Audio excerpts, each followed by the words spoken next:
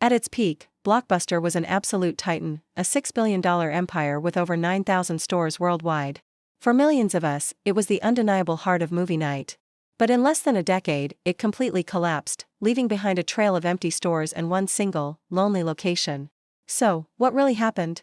How did this giant fall so hard, so fast? Today, we're breaking down the epic rise and fall of Blockbuster, and how one single, fateful decision sealed its doom. The story kicks off back in 1985 in Dallas, Texas. An entrepreneur named David Cook opened the very first Blockbuster store.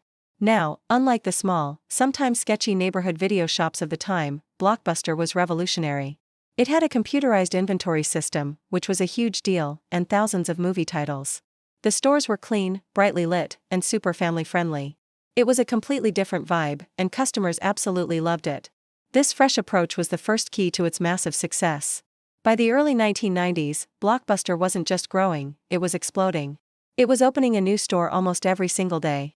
This breakneck pace caught the eye of big players, and in 1994, the media giant Viacom bought Blockbuster for a mind-boggling $8.4 billion. With this immense buying power, Blockbuster could strike exclusive deals with Hollywood studios, locking down the hottest new releases.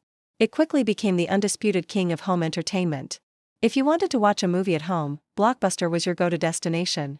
But here's the thing, Blockbuster's real secret weapon wasn't just renting out movies. It was late fees.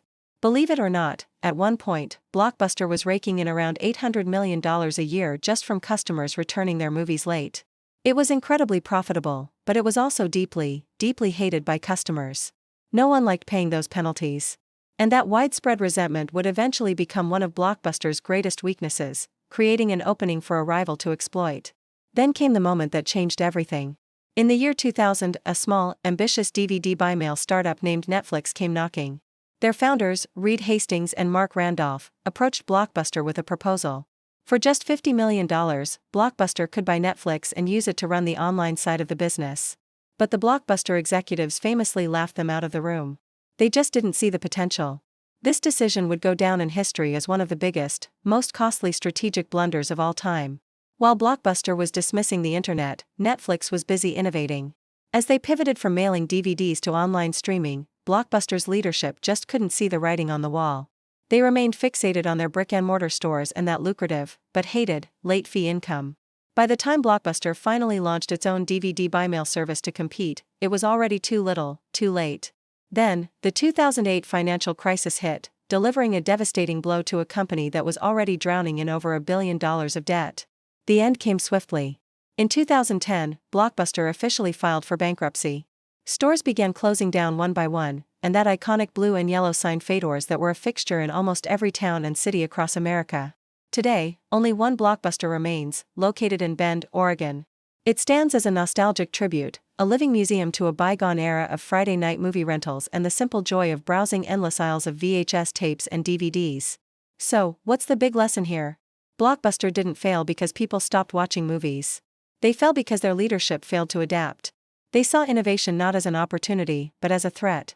The story of Blockbuster is a powerful reminder that no company, no matter how big or dominant, is safe from disruption. The future always belongs to those who are willing to embrace change before it's too late. It's a lesson that remains just as relevant today as it was back then. Thanks for watching. If you love these epic rise and fall business stories, do me a favor and hit that like button, subscribe to the channel, and drop a comment below on which company you think we should cover next. I'll see you in the next one.